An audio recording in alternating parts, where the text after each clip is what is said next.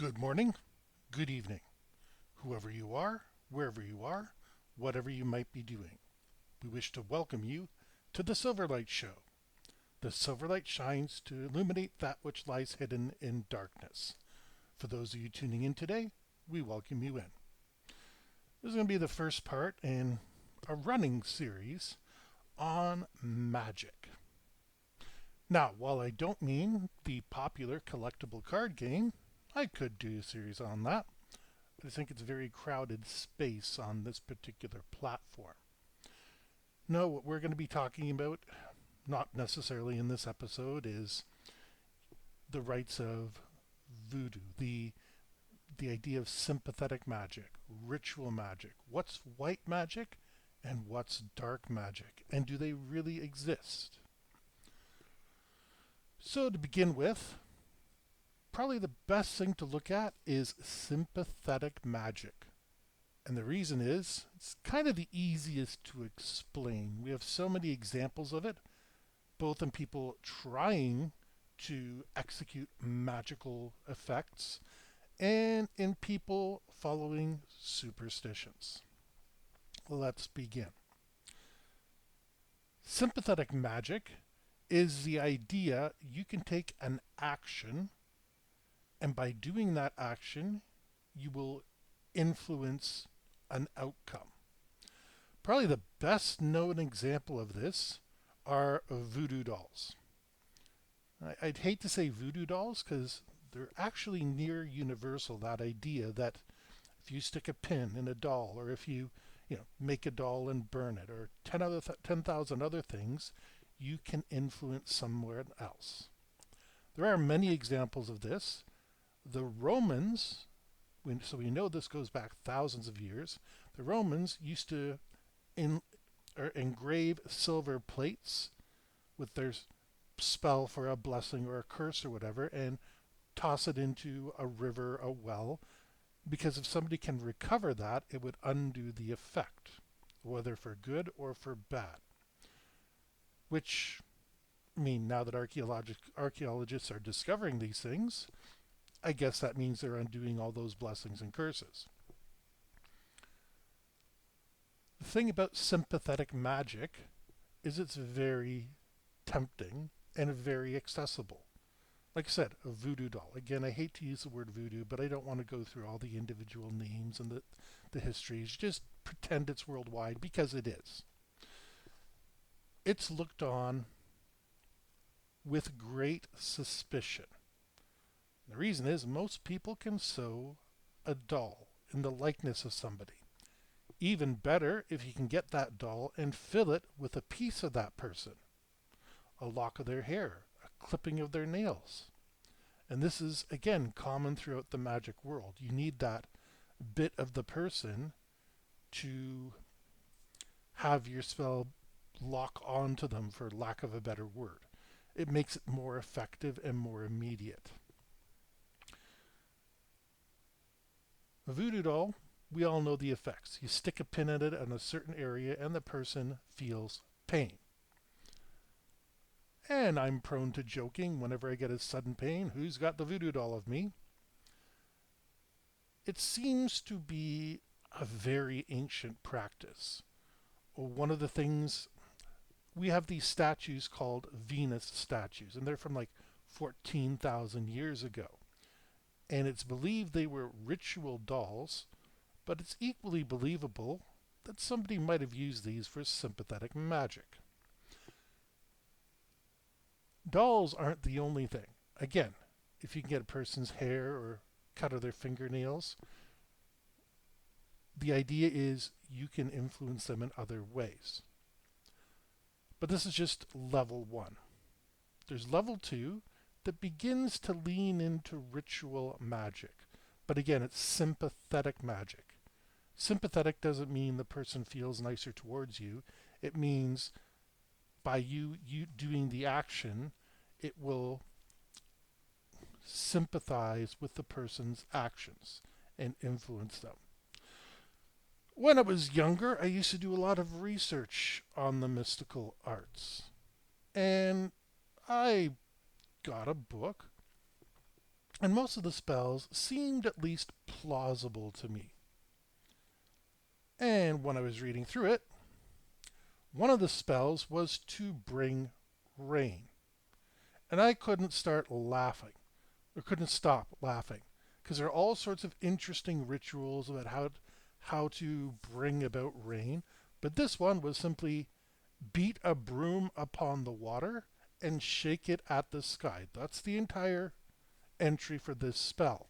And I couldn't stop laughing. And if you want to know why, get yourself a broom, beat it in the water, and shake it at the sky. The second you start shaking, water droplets are going to fall on you. Of course the spell works, I was thinking. And I didn't quite understand the meaning behind it. Just as that rain is falling on you, you're visualizing that energy transferring to the clouds and bringing about the rain that you so desire. It's not laughable to me anymore. Well, hopefully I'm a more mature person. Magic, again, is the paranormal. It's one of those things that is so difficult to test, and there's so many charlatans that are riding its coattails. Having a fair test would be nearly impossible. I like alchemy because alchemy is very testable. It has clear objectives, it has goals, and you can separate it into a laboratory. Sympathetic magic, things happen every day. You make that voodoo doll, stab it in the stomach.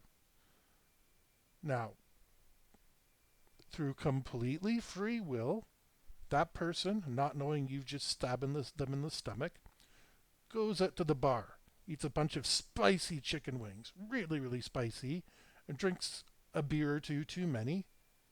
And then they come to work the next day, they're like, oh, it's my stomach, I don't feel too well. And you're thinking, yeah, my spell worked. Well, what was it? Was it a coincidence both things happened? Or did you activate some sort of mystical chain reaction that caused them to have the extra beers and the extra chicken wings? Sympathetic magic does work.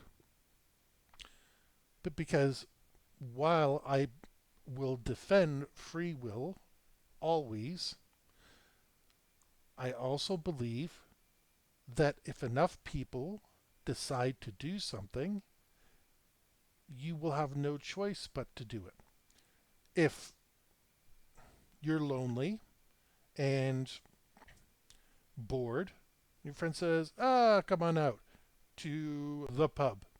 The game is on, we'll get some food, we'll have a good time. Yeah, that's because a whole bunch of people decided they're going to spend time with their kids. They were going to check out a museum, all those things. Plus, one person really doesn't like you. Correlation does not equal causation. I'm going to say that ad nauseum, but there's a reason for it. But there's no way to properly test it. And there's all sorts of methods. The beating the broom and shaking at the sky. We all know about the butterfly effect. The idea that a butterfly flapping its wings can cause a storm across the world. And while I believe in free will, I also believe in nature and science. It's possible to set forward a chain reaction. And it can start with just a thought. We manifest thoughts every day. In the morning, you think, I would like to eat a bagel. And whether that's possible or not depends on what you went shopping for, or if you have money to go to the local coffee shop. The availability. But that little wisp of a thought in your head suddenly contributes to the rest of your day, because either you have to go out of your way to go to that store to get the bagel, you have to drive to the store to get a bagel, come back and cook it up really quick, which might put you in a rush the rest of the day, Or you already did your shopping and you just unpack it, toast it, however you want to eat that bagel. Everything is a source in humanity. You've got to think of the world as a pond during a rainstorm. So it's not just the one ripple you throw into the pond, it's millions of ripples. And the reason I say millions, there's 7.5 billion people on the planet at last count. And most of the time, you're not going to have an effect from the person halfway around the planet. But the people in your immediate zone are influenced by their bosses, their families, their their friends. So your circle of contacts, even though it might be a very few people, goes further than you think. I may have accidentally executed some sympathetic magic on my own. I went to a university with this gentleman, and how do I say this? He was very annoying to be around, and everybody agreed with that.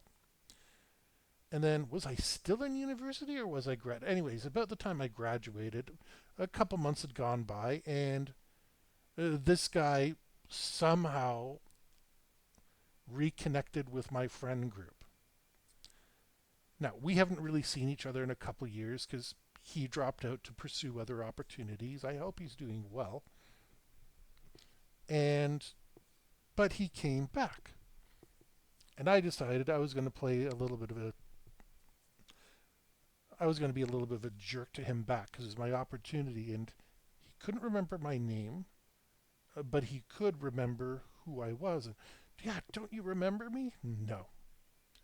Oh, we used to hang out here. We used to this. Nope, sorry, don't remember you. And I kept that up for the whole night. I knew who he was. It was my way of making sure he didn't do certain things because he was occupied. And do you know what's funny? He never hung out with us again. I kind of did a damnatio ad memoriae to him, which means a damnation of memory. Kicked him out of our group. And just because I was thinking of all the times he annoyed me, and I said, I'm going to get mine back. My will is a little more powerful than I thought. Or maybe he just annoyed the other people. Like I said, it wasn't intentional on my part. It was just me being a little jerk. But you have it, intent influencing somebody else. So, get your voodoo dolls, get your brooms. Um, some people have far more advanced ways of influencing others, but I'm going to leave that to your imagination because different people have different beliefs. With that, our first episode on magic is drawing to a close. We will be doing more of this, just looking at ritual magic and stuff like that, and because it's a subject I know quite a bit about. And with that, we hope you enjoyed this particular episode and it makes you look forward to the other episodes. If you did, please like, share, because sharing is caring, and maybe you can influence somebody else. Subscribe if you haven't subscribed already. Don't forget to click the notification icon down below because that way you'll be informed every time there's a new episode. And we hope you have a fantastic day.